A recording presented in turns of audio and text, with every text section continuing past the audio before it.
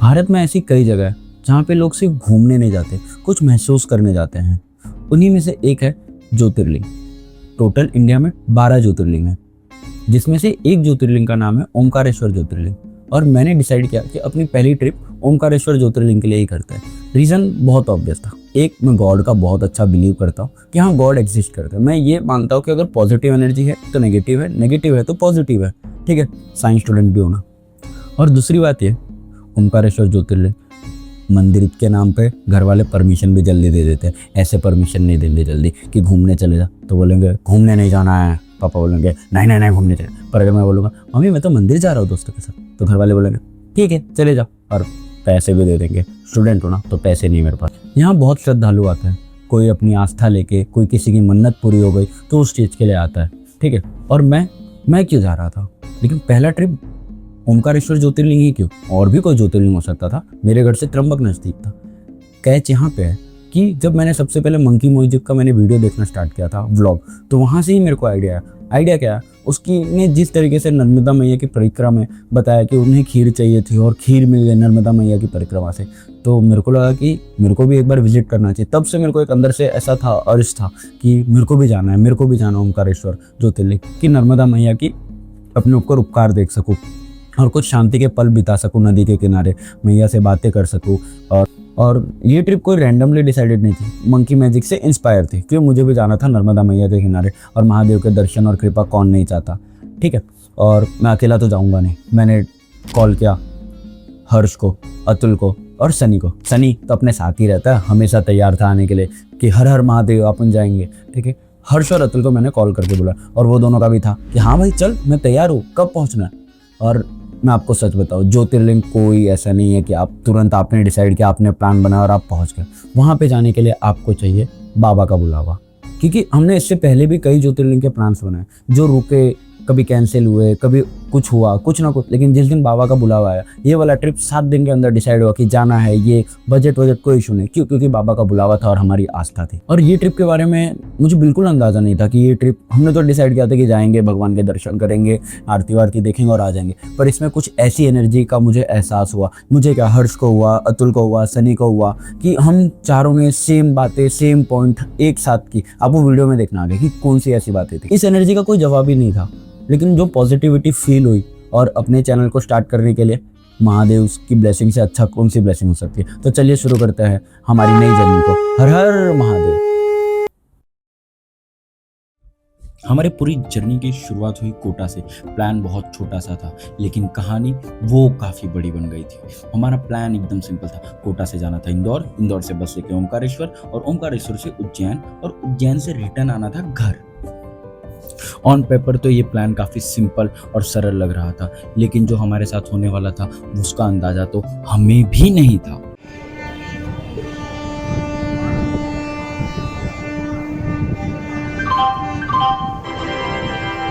यात्री कृपया ध्यान दें, गाड़ी क्रमांक 1280।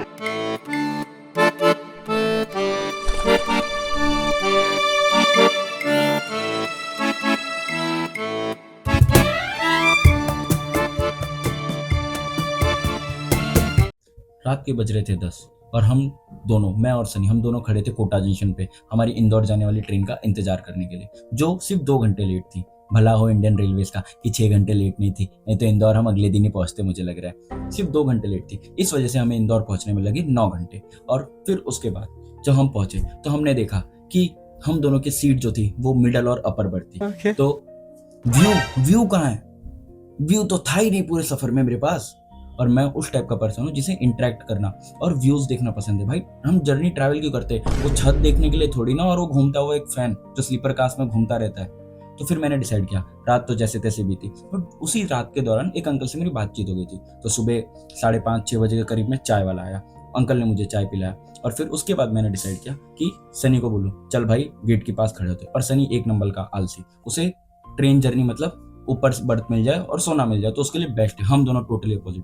पर फिर मैंने उसे कैसे भी जिद किया क्योंकि कोई कैमरामैन भी तो चाहिए था, और उसे मैंने दिया अपना 2 मेगापिक्सल का आईफोन, और वो आईफोन लेके आ गया गेट पे मेरे साथ शूट करने के लिए। पर उससे पहले हमें क्या दिखा, इंडियन का सिविक सेंस। वॉश बेसिन में विमल थूका हुआ था। पर यार वॉश बेसिन में विमल, वो तो बैन है ना। पर खैर छोड़ो, हमें क्या। फिर मैंने व्यू देखना स्टार्ट किया। ट्रेन अपने 40-60 के स्पीड पे चल रही थी, और जो व्यूज दिख रहे थे मुझे लिटरली, मतलब इतने टाइम बाद ये सब व्यूज, क्योंकि दिमाग खराब हो गया था इतने साल से पढ़ते पढ़ते, कहीं हम बाहर नहीं गए थे। तो जो व्यूज दिखे लिटरली इतने अच्छे व्यूज थे, खेत और वो सब जो आ रहे थे, गाय भैंस तबेले, वो सब काफी अच्छा था। और ग्रीनरी भी हो ही गई थी क्योंकि 1-2 बारिश आ चुकी थी ऑलरेडी। और उसी के साथ ट्रेन हमारी आगे बढ़ रही है, छुचुक छुचुक छुचुक छुचुक, और धीरे धीरे सनराइज दिख रहा है। पर क्या हुआ, अचानक से उसी सनराइज के बीच में, तो इंदौर आने के पहले मुझे दिखा, क्या दिखा, एकदम क्रेजी चीज। आप भी देखो मुझे क्या दिखा। उसके बाद जैसे ही आप सोच रहे होगे कि मैं इसको बहुत ज्यादा ऐसा ओवर कर रहा हूँ, नहीं भाई ओवर नहीं कर रहा हूँ। एक्चुअली मुझे पर्सनली मुझे नेचर से काफी ज्यादा पसंद है, इसलिए मैं ट्रैवलिंग भी पसंद करता हूँ। क्योंकि जब हम ट्रैवल करते हैं, घर के बाहर निकलते, बिल्डिंग्स और ये सब सिटीज से बाहर निकलते, तो हमें नेचर की अच्छाइयाँ दिखती है और लोगों की अच्छाइयाँ दिखती है। पूरे 7 घंटे के सफर के बाद और चलती ट्रेन में रेनबो देखने के बाद हम दोनों पहुंच चुके थे इंदौर। और मेन बात ये थी कि Indian trains are always late. वो दोनों बस से आ रहे थे ना, इसलिए टाइम पे पहुंच गए। तो जब 4 दोस्त मिलते तो सबसे पहले क्या बातें होती हैं, कुछ खा लो। बस स्टैंड पे हमने सबसे पहले पहुंचे तो पहले तो झगड़ा हो गया। अतुल कह रहा है नाश्ता करेंगे, वो खादड़ा है थोड़ा। हर्ष कह रहा है नहीं नहीं पहले बस का पता कर लेते हैं। तो म्यूचुअली डिसाइड करके हम दोनों ने डिसाइड किया कि पहले चाय पी लेते हैं। कहीं तो मैंने पढ़ा था और किसी ने बहुत सही कहा है, क्या, कि जगह अच्छी नहीं होनी चाहिए, लोग अच्छे होने चाहिए। आप किसके साथ घूमने जा रहे हो बहुत मैटर करता है, क्योंकि जगह अच्छी होना हो, दोस्त अच्छे होना, तो मजा अपने आप 100 टाइम्स बढ़ जाता है। नाश्ता खत्म हो चुका था और अब हम चारों की एनर्जी वापस आ चुकी थी, और मिलने के बाद एक और नया जोश था और हमारी मंजिलें हमें साफ दिख रही थी। हम पहुंचे बस स्टैंड। बस स्टैंड पे काफ़ी क्योस था, हल्ला गुल्ला। कुछ लोग ओमकारेश्वर से रिटर्न आ रहे थे और कुछ लोग ओमकारेश्वर जा रहे थे। कुछ लोग इंदौर घूमने के लिए आए थे। हमने ली 130 रुपये की बस। और फैक्ट बताओ, हमारा प्लान था कि हमें एसी में जाना है। एसी बस, काफ़ी देर हमने एसी बस ढूंढी। पता है कभी कभी अच्छी ट्रिप की शुरुआत ना बुरे तरीके से होती है। जो हमें चाहिए रहता है वो नहीं मिलता। हर बार हमारी कंफर्ट हमें नहीं मिलती है, पर हर बार जो हम एंड रिजल्ट देखते हैं पहाड़ का, उसके बीच की जो जर्नी होती है वो काफ़ी इंपॉर्टेंट होती है। एसी बस तो हमें मिली नहीं, और विंडो सीट के लिए तो लड़ाई एस ऑब्वियस होनी थी क्योंकि हम थे 4, विंडो सीट मिली थी तो काफ़ी देर लड़ाई करने के बाद मैंने विंडो सीट नहीं कब्जा पाया भाई। सनी मेरे से छीन लिया भाई, दुख है भाई। कोई नहीं भाई, पर आगे बढ़ते हुए जर्नी की शुरुआत की हमने और अच्छे तरीके से। 4 घंटा ज़्यादा कब लगते हैं जब आप अकेले हो, पर हम 4 थे और उन सब में हमारे पास था द ग्रेटेस्ट नमूना, सनी। सनी हमारे ग्रुप का सबसे क्रेजी बंदा है, जिसे बोलते ना कि हर मुश्किल परिस्थिति में भी उसे मजाक सोचता है। तो काफ़ी देर मजाक मस्ती करने के बाद एंड में मैंने डिसाइड किया कि मैं जानूँ मैं ट्रिप में आया क्यों, लोगों के बारे में जानूँ। तो मैं गया आगे और भैया से उनकी लाइफ के बारे में पूछा, कंडक्टर से, ड्राइवर से। तो ड्राइवर भैया ने काफ़ी खतरनाक बात बताई, मतलब अच्छी बात, जो काफ़ी स्ट्रगल है, कि उन्होंने बताया कि 17 घंटे वो लोग बस चलाते और सिर्फ एक टाइम खाना खाते हैं। तो एक बात सुन के हम लोग को काफ़ी शौक लगा। मैं, अतुल और हर्षम तीनों आगे चले गए थे। सनी एस ऑब्वियस थोड़ा आलसी है तो अपने सीट पे बैठा था और उसको विंडो सीट भी मिली थी। और इन 4 घंटों में मैंने बहुत कुछ देखा, भैया की लाइफ के बारे में सीखा कि यार हम कितने अच्छे कंफर्ट लाइफ जी रहे हैं, और साथ ही साथ बाहर बदलती हुई दुनिया, कभी स्टेशंस, कभी बस, और कभी वापस रेलवेज, कुछ ना कुछ दिखते रहा था। और कभी पहाड़, कभी खेत, और नेचर के बीच में कुछ देर में हम पहुंच चुके थे। जो पहाड़ी पहाड़ था और हाईवे पे आने वाले ढाबे, वो मेरे बहुत फेवरेट है। पर झूठी अफवाह फैलाई गई थी कि बस एक बार बीच में रुके, कि मैंने सोचा था ढाबे पे कुछ ठूस दूंगा। भूख तो नहीं लगी थी पर ढाबे का फूड चाहिए था, बट बस नहीं रोकी भैया ने। और फिर काफी देर बाद, लगभग 2.5-3 घंटे के बाद, दूर से मुझे दिखी नर्मदा। नर्मदा, हर हर नर्मदे, वही नर्मदा जिसे मैंने सिर्फ मंकी मैजिक के वीडियो में देखा था। तो काफी सेटिस्फाइंग लगा। वो जगह के बारे में मैं बताऊं तो ऐसा लग रहा था बस कब मैं नर्मदा मैया की गोद में जाके बैठ जाऊं, कब मेरे को नर्मदा स्नान करने का मौका मिलेगा। कुछ देर के लिए तो मैं खो ही गया था नर्मदा जी के बारे में सोच सोच के। 4 घंटे की बस जर्नी के बाद एनर्जी कम होनी चाहिए थी, पर मेरे साथ उल्टा हुआ। एक तो शायद महादेव का आशीर्वाद, और दूसरा माँ नर्मदा से इतना लगाव मेरा, जो उन्होंने मेरे को इतना ऊर्जा दिया, सिर्फ मुझे ही नहीं, हम चारों को। और नर्मदा मैया को देख के हम सब काफ़ी खुश हुए। मैं काशी भी जा चुका हूँ, तो वहाँ का जो एनर्जी था मुझे फील होता है। और नर्मदा मैया की एनर्जी और जो हुआ हमारे साथ, खास करके वो एनर्जी तो मैं बता ही नहीं सकता था। आप अपने वर्ड्स मेरे कम पड़ जाएंगे। और आखिरकार 4 घंटे की सफ़र के बाद हम ओमकारेश्वर बस स्टैंड पहुंच गए थे और हमारे दिमाग में तो एक ही प्लान चल रहा था कि अब ओमकारेश्वर पहुंच गए, जाएंगे, फटाक से चेक इन करेंगे और मस्त आराम करेंगे। लेकिन महादेव ने तो हमारे लिए कुछ अलग ही प्लान बैठा रखा था, फील्डिंग सेट कर रखी थी हमारी। तो हमने फिर भी निकल गए, एक होटल, दूसरा होटल, तीसरा होटल, चौथा होटल। कहीं हमारा बजट नहीं बैठ रहा तो कहीं कह रहे बैचलर्स को नहीं देते। एक तो मुझे ये नहीं समझ में आ रहा है कि हम लॉन्डो ने कौन सा गुनाह कर रखा है, घूमने ही तो निकले, दे दो भाई। ये सब प्रॉब्लम्स के बाद आखिरकार काफ़ी देर बाद हम तीनों को एक होटल मिल चुका था। हम तीनों को मतलब सनी बस स्टैंड पे ही रुका था, हमारे सामान संभाल रहा था। फिर काफ़ी देर बाद तो हमें, और वो होटल मिला कैसे था, हमने क्योंकि उसे वाया ढूंढा था दोस्त के थ्रू। दोस्त से हमने एक होटल वाले का नंबर मंगाया था, तो हमने उस होटल वाले को फ़ोन किया। उन्होंने बोला भैया मैं आपको लोकेशन व्हाट्सएप कर देता हूँ। मैंने बोला कि यस भैया दैट्स ग्रेट। उन्होंने हमें अपना करंट लोकेशन भेज दिया। हम उस लोकेशन को बार बार गोल गोल गोल गोल गोल गोल गोल गोल घूम रहे। मैप भी काम नहीं कर रहा है, मैप भी कंफ्यूज था या हम कंफ्यूज थे। भैया के सामने हम गंवार वाली फीलिंग कर रहे थे। मैंने भैया को फ़ोन किया, भैया आपका लोकेशन जो है ना वो गलत है। कॉन्फिडेंस। भैया कह रहे नहीं भैया सही है, मैं उधर ही खड़ा हूँ। मैं बोला नहीं भैया गलत है। तो भैया ने बोला अच्छा ठीक है आप एक काम करो, रुको मैं आता हूँ। तो मैंने बोला कहाँ आप आ रहे हो? तो उन्होंने बोला कि मैं आदिवासी धर्मशाला पे आता, क्योंकि हम काफ़ी देर से उधर ही घूम रहे थे। तो मैंने बोला कि ठीक है भैया आ जाओ। तो वो फिर हमें लेने आए। तो भैया का भला हो कि भैया हमें लेने आए। वैसे तो भैया हमें गंवारी समझ रहे होंगे, पढ़े लिखे, पर स्टिल। तो ऐसे ही जाके हमें होटल मिला। Hello guys, I am back. और काफ़ी मेहनत के बाद, काफ़ी स्ट्रगल किया मैंने, अतुल ने, हर्ष ने, तो हम लोग को अब रूम मिल ही गया फाइनली, और काफ़ी अच्छा रूम है। हमारा जो प्लान ऑफ एक्शन था कि हमने सोचा था ये कर लेंगे, वैसा कुछ हुआ तो नहीं है अभी तक। तो अभी फाइनली जस्ट अभी हर्ष आया है नहा धो के। तो अब हम लिए नर्मदा का परिक्रमा और जो भी है वो सब स्टार्ट करेंगे। ओम पर्वत का जो है उसमें ऋण मुक्तेश्वर टेम्पल, सोमनाथ, गौरी सोमनाथ मंदिर आता है, और भी डिटेल्स है जो ऐसा जितनी तो मुझे नहीं पता है, तो मैं गलत इन्फॉर्मेशन नहीं दूंगा आप लोग को। और नर्मदा रिवर का भी हम लोग राफ्टिंग कर लेंगे। सो राफ्टिंग तो नहीं, वो रिवर राइड कर लेंगे। और जो भी डिटेल्स है मैं आपको आगे धीरे धीरे देते जाता हूँ। ऐसा मैं भी इतना कुछ प्रिपेयर नहीं हूँ अभी। तो अभी हम लोग को वैसे तो ओमकारेश्वर पहुँचते पहुँचते काफ़ी लेट हो चुका है। हम लोग ने डिसाइड किया था कि हम लगभग 1 बजे के करीब में परिक्रमा तो कंप्लीट कर लेंगे, पर 2:30 बज गया है एज यूजुअल। और अभी तक कुछ हमने नहीं किया, सिर्फ रूम लिया है और फ्रेशन अप हुए। और उसमें भी मैं, सनी और अतुल तो फ्रेश हो गए, हर्ष का भी फ्रेश होना बाकी। तो अभी अपना प्लान ऑफ एक्शन ये कि हम अभी यहाँ से होटल से निकलेंगे और परिक्रमा घाट पे जाएंगे और परिक्रमा कंप्लीट करेंगे। और उसके बाद हम नर्मदा माँ के पास जाएंगे, वो सब कवर करेंगे। और अभी हम ओमकारेश्वर का जो दर्शन है वो कल करेंगे। और बाकी परिक्रमा में हम क्या क्या दिखने वाले हैं उसकी हिस्ट्री वो भी बताऊंगा। नहीं, हिस्ट्री की वीडियो नहीं होगी, पर फिर भी मैं आपको बताने की जरूर कोशिश करूंगा कि हमारा इतिहास क्या है। तो अभी हम चारों निकल चुके हैं चाय पीने के लिए। काफ़ी कड़ी मशक्क़त करने के बाद हम लोग को फाइनली 1600 रुपीज़ में होटल मिला है। अभी हम लोग चाय पियेंगे, इधर में से किसी एक होटल में हम लोग चाय पियेंगे। लेट्स सी, अभी तो चाय पीने निकले। तो जिस होटल में रह रहे हो भैया ने बोला कि राजभोग का खाना अच्छा होता है। तो let's see, we will explore कि क्या सच में राजभोग का खाना अच्छा है। और ये राजभोग जो होटल है मतलब टाइप ढाबा टाइप है, ये करीब अभी समझ सकते हैं आप 400 मीटर दूर है।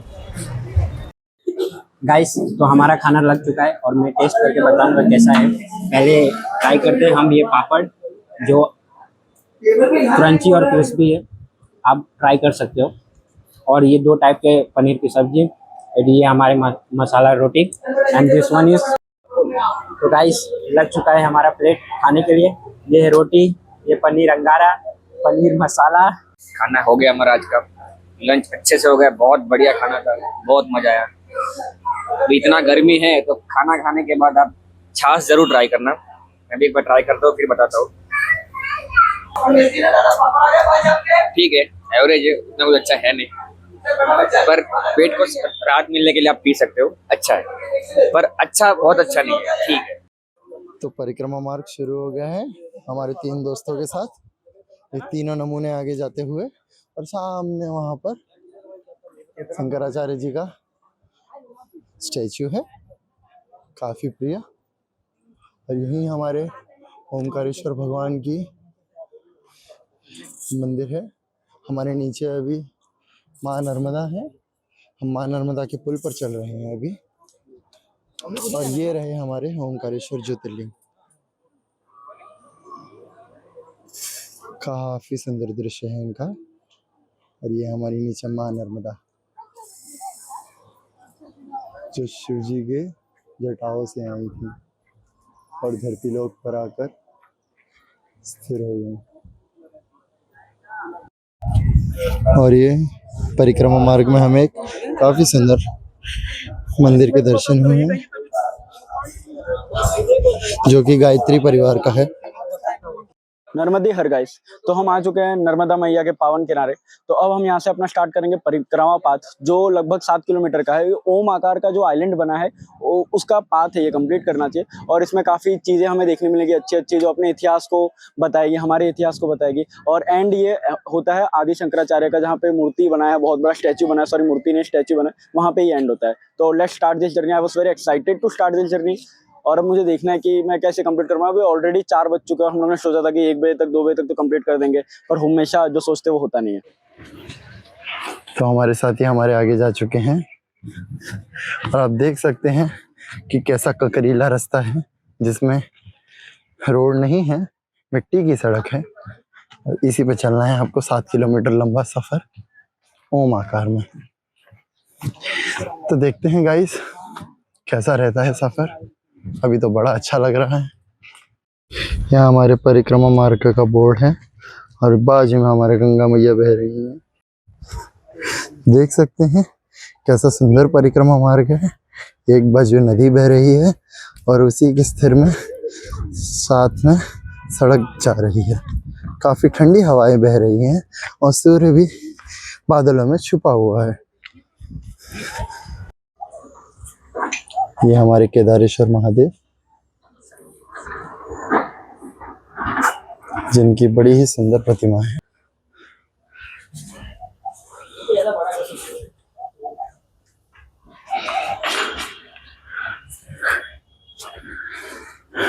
तो ये रामकृष्ण मिशन की ये साधना कुटीर है, जो ये परिक्रमा मार्ग के बीच में आ रही है।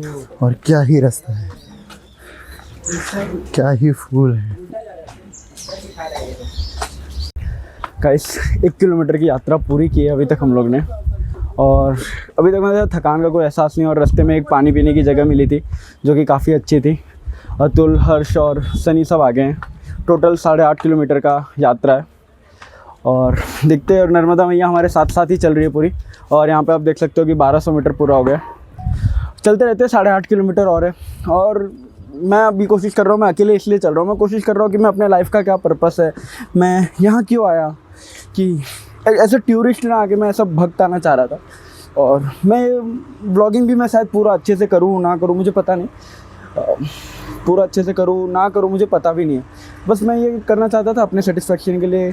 मैंने कहीं कहीं माँ नर्मदा के बारे में पढ़ा था। माँ नर्मदा इतना पवित्र माना जाता है उन्हें कि गंगा मैया अपने पाप धोने आती है माँ नर्मदा में। तो ये चीज़ सोच के मैं फैसिनेट हो गया कि हम गंगा माँ को सबसे प्योर मानते हैं, और गंगा माँ में नर्मदा माँ, गंगा माँ आती है नर्मदा में अपने पाप धोने। अपने क्या पाप धोने, मतलब जो पापों की बोझ से वो भर गई है, वो हमारे पाप धोने आती है। तो ऐसे ऐसे मैंने कुछ स्टोरीज़ पढ़ी थी कि जिससे मैं नर्मदा माँ को लेके काफ़ी फैसिनेट हो गया। और मुझे था कि मैं कभी भी ओमकारेश्वर विजिट करूँ तो मुझे ये पाथ तो कंप्लीट करना है, 7 किलोमीटर 8 किलोमीटर जो भी हो। तो अभी अपन आगे देखते हैं, 1200 मीटर के बाद आगे भी जो भी मंदिर आएगी सब मैं आपको अपडेट देता हूँ। एक और माइलस्टोन कंप्लीट हो गया, 1500 मीटर हो गया। अभी पड़ेगा कावेरी संगम, नर्मदा संगम पड़ेगा।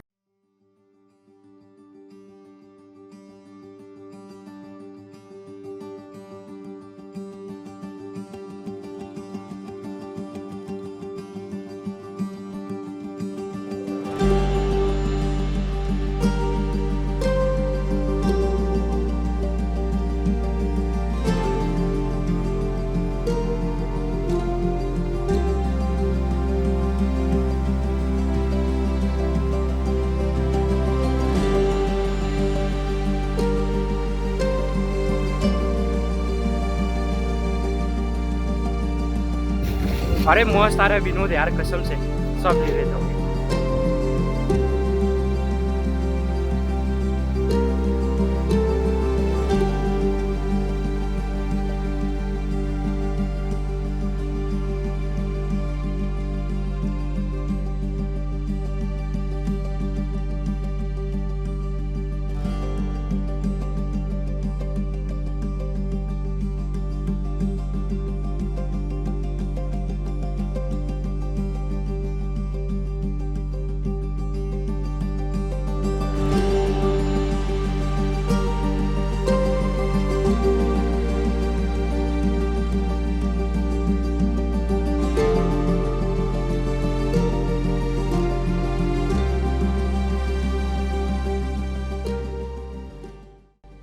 लेट से ही सही हम चारों ने नर्मदा परिक्रमा स्टार्ट कर दिया था। नर्मदा मैया की आशीर्वाद ली और हमने 7 से 7.5 किलोमीटर की परिक्रमा स्टार्ट कर दी थी और हम काफ़ी डरे हुए भी थे क्योंकि जिस टाइम पे लोग जर्नी कंप्लीट करते हैं हम उस टाइम पे अपनी परिक्रमा स्टार्ट कर रहे थे। दूर-दूर तक हमें उस समय कोई नहीं दिख रहा था, लेकिन करीब 1 डेढ़ किलोमीटर बाद हमें हमारे जैसे और भी कुछ यंगस्टर्स के ग्रुप दिखे जो उस परिक्रमा को कंप्लीट कर रहे थे। इस बीच हमें काफ़ी सारे महादेव जी के छोटे-बड़े मंदिर देखने मिले जो काफ़ी पुराने-पुराने हैं, अपने इतिहास को बता रहे हैं और फिर हमने काफ़ी देर बाद हमने नर्मदा मैया में स्नान किया, करीब वहाँ आधा 1 घंटा बिताया। जहाँ पे हमें जाना है,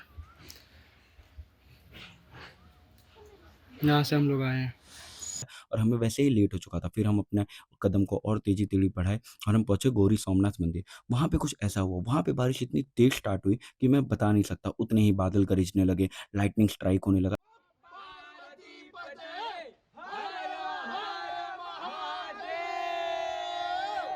कौन कहता है भगवान नहीं है? मैं नहीं मानता भाई। What a spiritual. नहीं तो भगवान ने इतना मेहनत करा के ये व्यू तो कि एकदम महादेव अपने रौद्र रूप में आ गए हैं और शिव तांडव कर रहे हैं। लेकिन किसी को एहसास नहीं था। होता वही है जो महादेव सोचते हैं। अगले 5 मिनट में हम एकदम डर चुके थे और उसी के बाद अगले 5 से 7 मिनट बाद बारिश एकदम रुक सी गई, धूप आने लगा। लग ही नहीं रहा था कि वहाँ बारिश हुई है। अब हम टोटली भीग चुके थे और मंदिर से हम निकले। एक बार के लिए तो हमें लग रहा था कि हमारा परिक्रमा खत्म भी नहीं कर पाएँगे हम। फिर हम मंदिर से निकले और चलने लगे वापस और हमने हमारी परिक्रमा खत्म की। लेकिन होता वही है जो महादेव ने सोचा होता है। हमने तो प्लान किया था कि हम परिक्रमा आज खत्म करेंगे, रेस्ट करेंगे और ट्यूसडे को ज्योतिर्लिंग के दर्शन करेंगे। पर हुआ टोटली अपोजिट क्योंकि महादेव ने प्लानिंग की थी। हम पहुँच गए सोमवार को ही ज्योतिर्लिंग के दर्शन करने के लिए और इससे अच्छा अवसर क्या हो सकता है कि आप सोमवार को किसी ज्योतिर्लिंग के दर्शन कर रहे हो और चाहते ही भीड़ दिखी हमें भीड़, जो कि काफ़ी 2 ढाई घंटे की भीड़ थी। उसके बाद हम उस भीड़ में घुल-मिल गए और हर हर महादेव के नारे लगने लगे और आगे क्या हुआ आप खुद देख लो। आइए चलिए हमारे साथ और दर्शन करते हैं भोलेनाथ के और आप भी आशीर्वाद लो और मैं भी आशीर्वाद लेता हूँ। हर हर महादेव। फटाफट चलो भाई, खड़े खड़े हाथ जोड़ो, आगे बढ़ो, खड़े खड़े हाथ जोड़ो और आगे बढ़ते जाओ, छोड़ दो मत देना, हाथ जोड़ो और आगे बढ़ते जाओ, हाथ जोड़ो। तो ओंकारेश्वर ज्योतिर्लिंग के दर्शन हो ही गए तो बोलो हर हर महादेव। 2.5-3 घंटा लाइन में खड़े रहने के बाद और मंदिर के अंदर पहुंचते ही ऐसा लग रहा था कि सारी एनर्जी वापस से आ गई। जो हमारी एनर्जी एग्जॉस्ट हुई थी वो वापस हमारे अंदर आ गई। मंदिर से दर्शन कंप्लीट करके हम जब बाहर निकले तो हमें क्या देखने मिलता है कि हर्ष का जूता ही गायब है। फिर वहाँ पर हमने 10-15 मिनट अपने वेस्ट किए क्योंकि हर्ष का जूता नहीं मिला। और हमारे में तो ऐसा माना जाता है कि जो चीज़ चोरी हो जाएगा, जूता चप्पल चोरी हो जाए तो ऐसा माना जाता है, कहा जाता है कि पनौती चले गए। तो हम सब ने अपना फेट एक्सेप्ट किया कि पनौती चली गई और हम लोग वहाँ से निकल गए खाना खाने के लिए क्योंकि हमने जो अपनी लास्ट मील की थी वो गई थी करीब 2:30 से 3 बजे। अब काफ़ी लेट हो चुका था और हम लोग भूख भी लग रहा था तो हम पहुँचे वहाँ पे खाना वाना ऑर्डर किया, हमने खाना खाया। ये सब में हमें हो गए थे 12:30-1 बज गए थे। टेक्निकली अब हम लोग को सो जाना चाहिए था। हम लोग ने काफ़ी देर बेड के लिए लड़ाई की और अब सोने की जब बारी आई हम सोने गए। ब्लैंकेट लिया ही था तब तक अतुल ने बोला कि क्यों ना भाई लोग अमोंग अस खेले। तो हम 4 थे। फिर हमने एक होटल वाले भैया को बुला लिया और हम 5 लोग मिलकर अमोंग अस खेलने लगे। अमोंग अस खेलते खेलते बज गए थे 4:30 सुबह के। जब सुबह के 4:30 बजे हम सब वापस सोने गए तो अतुल को फिर बोला। अतुल बोलते अरे भाई अगर 4:30 बज ही गए, आधा घंटा जाएगा नर्मदा स्नान में और 5 बजे अमलेश्वर ज्योतिर्लिंग का आरती होगा तो अपन को आरती भी मिल जाएगी भाई। तो मुझे आइडिया काफ़ी अच्छा लगा कि हाँ यार आरती मिलना तो काफ़ी सौभाग्य की बात है। तो हम लोगों ने डिसाइड किया कि चलो वापस दर्शन के लिए निकलते। फिर हम चारों निकल चुके थे मामलेश्वर ज्योतिर्लिंग के दर्शन करने के लिए। फाइनली सुबह 4:30 बजे तक मस्ती करने के बाद हम चारों ने डिसाइड किया और एक दूसरे को मनाने के बाद डिसाइड किया कि मामलेश्वर ज्योतिर्लिंग के दर्शन के लिए निकलते हैं। फिर हम चारों ने अपना रूम का गेट लॉक किया और हम चारों निकल गए दर्शन करने के लिए। मैं हर हर्ष सबसे आगे चल रहे थे, उसके पीछे अतुल, उसके पीछे सनी। ये सीक्वेंस बताना इंपॉर्टेंट है। जैसे ही मैं और हर्ष काफ़ी 10-15 कदम चले होंगे उसके बाद मैंने हर्ष को बोला कि यार कुछ स्ट्रेंज सी एनर्जी लग रही है मेरे को। तो बोला कि जैसे कि मैंने बोला ऐसा लग रहा है कि जैसे मैं किसी को छोड़ के आ गया हूँ, कोई पीछे छोड़ गया। तो उससे बोला भाई अतुल और सनी पीछे आ रहे हैं। मैं बोला अब उनकी बात ही नहीं कर रहा हूँ। सेम बात 10 कदम के बाद अतुल हमारे पास आता है थोड़ा फास्ट चल के और बोलता है तुम्हें ऐसा लग रहा है क्या? ऐसा लग रहा है जैसे किसी को अपन भूल गए या कोई छूट गया हो पीछे। मैं बोला अबे सनी पीछे आ रहा है, ऐसा हर्ष कह रहा है और मेरे को भी ये बात फील तो हो रही है। तो बोलते वो भी सेम बात बोलता है कि मैं सनी की बात नहीं कर रहा हूँ। फिर हम चारों चुपचाप काफ़ी देर सन्नाटे भरे रास्ते से निकल जाते हैं और मन में भी एक सन्नाटा आ जाता है। उसके बाद नर्मदा का स्नान करते हैं। नर्मदा के स्नान के दौरान अतुल कहता है यार अभी भी वो एनर्जी फील हो रही है। मैं बोला हाँ मुझे भी हो रही है। फिर हर्ष उस वक्त कहता है कि भाई एनर्जी सबसे पहले मुझे भी फील होना स्टार्ट हुई थी पर मैं नहीं बोला, मुझे लगा कि तुम लोग मुझे चोमू समझोगे। तो हमने बोला हाँ यार ये बात तो है। हम तीनों काफ़ी थोड़ा डर से गए थे, अभी भी रोंगटे खड़े से हो गए और पता नहीं वो कैसी एनर्जी थी। उसी वक्त मैं बोलता हूँ कि भोलेनाथ हमारे साथ चल रहे होंगे, हमें कंपनी दे रहे होंगे। फिर जैसे हमने स्नान कंप्लीट किया, चेंज किया, वो एनर्जी गायब सी हो गई एकदम। वो जो फीलिंग थी ऑल ऑफ द सडन गायब हो गई। तुम यकीन करो या मत करो ये रियलिटी थी। जो हम चारों के साथ हुई।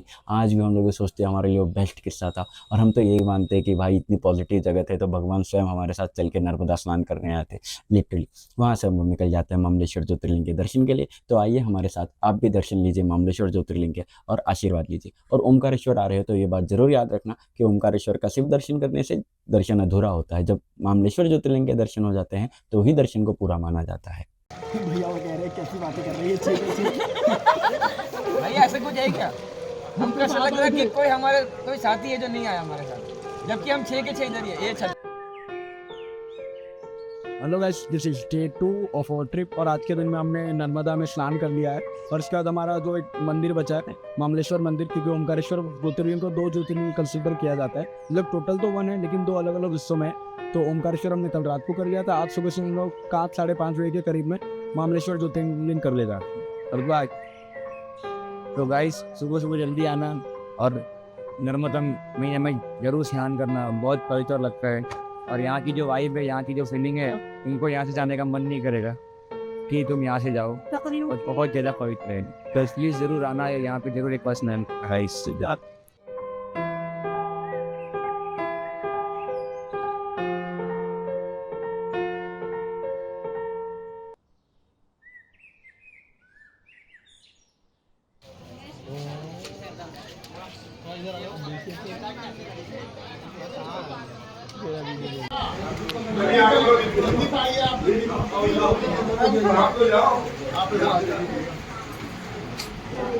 आइए बाबूजी आगे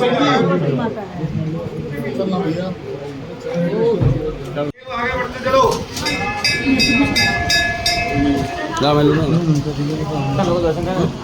चलिए आगे बढ़ते चलिए। चलो भैया, जिनके दर्शन है वो आगे बढ़ो, बढ़ जाओ, आगे बढ़ जाओ। नमः पार्वती पते